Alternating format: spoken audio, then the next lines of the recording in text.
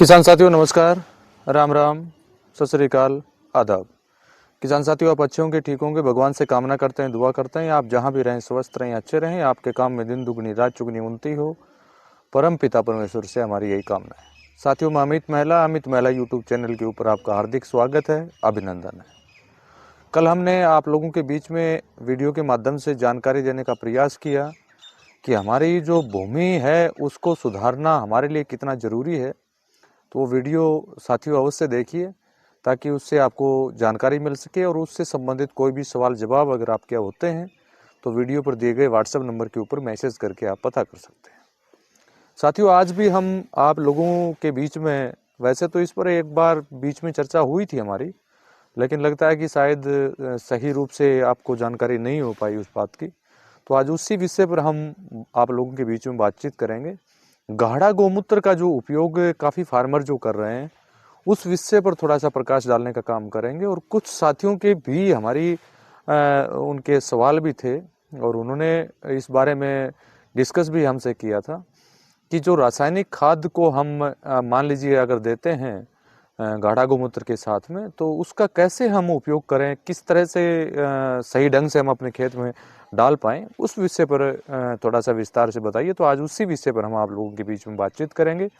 Video की शुरुआत करने से पहले मैं सभी साथियों से निवेदन करना चाहूँगा, जो साथी हमारे बीच में नए आए हैं वो चैनल को सब्सक्राइब करके बेल आइकन घंटी को दबाइए ताकि आगे आने वाले हर वीडियो का नोटिफिकेशन आपको प्राप्त हो सके। और किसी कारणवश अगर पीछे के वीडियो आप नहीं देख पाए हैं तो हमने व्हाट्सएप के ऊपर एक चैनल बनाया हुआ है, उस चैनल के ऊपर आप जाके वो जिसका लिंक हमने डिस्क्रिप्शन बॉक्स में डाल रखा है, उस पीछे की जो भी वीडियो आपसे छूटे हैं उनको आप देख पाएंगे।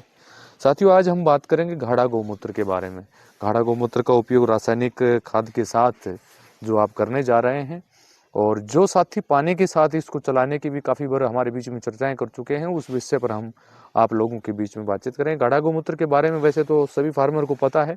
जो हमारा नया जो गाढ़ा गौमूत्र आया है 30% में, अब यही फार्मर को देने का काम हमारे माध्यम से किया जा रहा है। 500 ml का रेट वही 300 रुपये है जो पहले हमारे बीच में था।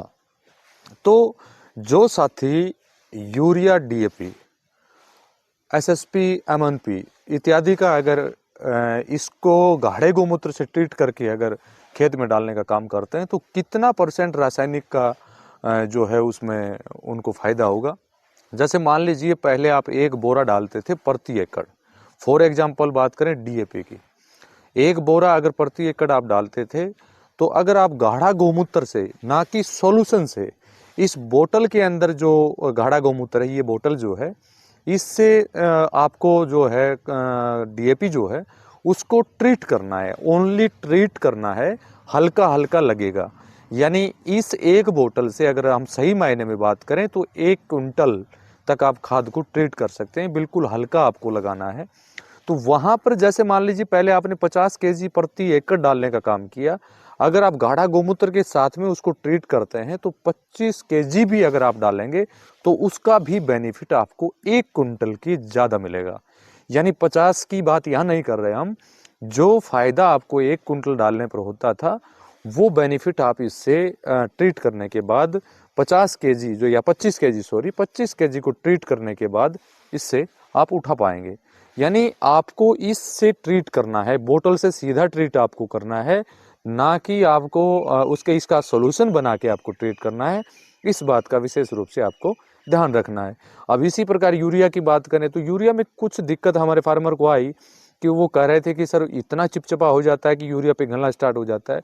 तो उसके लिए आप एक काम कर सकते हैं, जैसे मान लीजिए आपके पास यूरिया है, आपको डालना है 50 केजी यूरिया डालना है फॉर एग्जांपल, तो उसके अंदर आप 2 से 2.5 किलो या 3 किलो जो है राख, चूल्हे की जो राख है, जो लकड़ी को जलाने के बाद जो राख बचती है, वो राख आप उसमें मिला सकते हैं। उससे आपकी ये समस्या बिल्कुल खत्म हो जाएगी। क्योंकि काफ़ी जगह पर हमने देखा है, काफ़ी फार्मर के द्वारा आप देखा है, ये मात्रा ज़्यादा डाल देते हैं। हल्का हल्का आपको डालना है, बिल्कुल हल्का हल्का आपको डालना है, ज़्यादा नहीं डालना है। इस बात का विशेष रूप से आपको ध्यान रखना है। वही सेम प्रक्रिया इसमें रहेगी। यानी मान लीजिए पहले 50 केजी डालते थे, इससे ट्रीट करेंगे तो 25 केजी या 20 केजी से भी प्रति एकड़ आपका काम जो है वो चल जाएगा।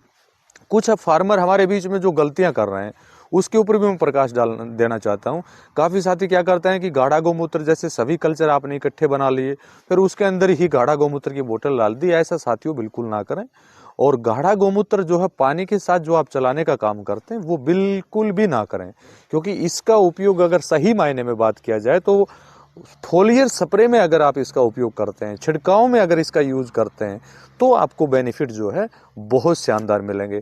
इसका सीधा सा मतलब है जो भी उत्पाद इसके साथ आप डालेंगे उसकी गुणवत्ता जो है वो 100%, यानी सही मायने में बात करें तो 10 गुना उसकी गुणवत्ता को बढ़ाने का ये काम आपका करेगा। फोलियर स्प्रे में अगर आप करते हैं, मान लीजिए रासायनिक फार्मिंग आप कर रहे हैं, कोई भी पेस्टिसाइड आप खेत में डाल रहे हैं, दुकानदार आपको 1 लीटर बताता है, कोई किसी भी रासायनिक पेस्टिसाइड का, खरपतवार नाशक की बात करें वो आपको 1 लीटर प्रति एकड़ बताता है। अगर इसके माध्यम से आप डालते हैं तो आपको 200 से 300 ml ही डालना है और उसका उतना ही बेनिफिट आप उठा पाएंगे जितना कि 1 लीटर आपको डालने में उठा आप पा रहे थे।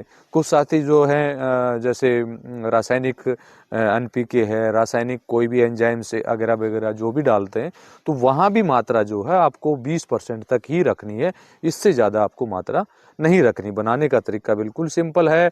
100 लीटर में अगर आप इस एक बोतल को डालते हैं तो वो 24 घंटे में रेडी हो जाएगी। 200 लीटर में अगर आप इसको डालते हैं तो 48 आवर्स में ये तैयार हो जाएगी। उसके बाद उसमें जिसका भी छिड़काव आपको करवाना है उसको 1 घंटे पहले इसमें मिलाने का काम आप करें और उसका छिड़काव आप करवा दीजिए। इस बात के लिए काफ़ी बार हमने पहले भी आप लोगों को बताया था कि कुछ साथी जो हमारी तरफ से अपनी तरफ से जो गलतियां हो रही हैं, जैसे उन्होंने 200 लीटर में डाल दिया, 24 घंटे के बाद उसका यूज़ कर लिया। हो सके तो 48 घंटे में ही इसका उपयोग करें। विशेष रूप से आपको ध्यान इस बात का रखना है, इसमें गुड़ इत्यादि मिलाने की कोई भी आवश्यकता आपको नहीं है। और एक बोतल जो 500 ml की है वो 1 एकड़ के लिए सफिशेंट है, बहुत है।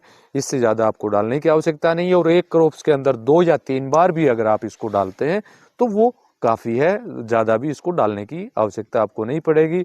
इसके साथ साथ उसकी गुणवत्ता तो बढ़े ही बढ़ेगी, उसके बाद बावजूद भी जो भी टॉक्सिटी है उसको ये कम करने का काम करे, यानी खत्म करने का काम करेगा। कहने की बात यह है, कोई भी जहरीलापन है उसके अंदर उसको ये बिल्कुल खत्म करने का काम करेगा। तो वहाँ भी इसका एक अच्छा बेनिफिट साथियों आप उठा पाएंगे। तो आशा करता हूँ कि आज जो हमने आपको जानकारी दी इससे आप बिल्कुल संतुष्ट होंगे।